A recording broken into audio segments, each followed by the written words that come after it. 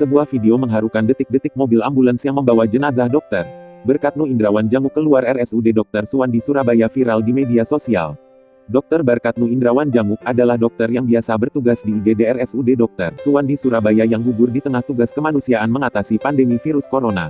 Puluhan orang mulai dari dokter, perawat hingga petugas keamanan turut melepaskan jenazah Dr. Berkatnu keluar rumah sakit menuju peristirahatan terakhir.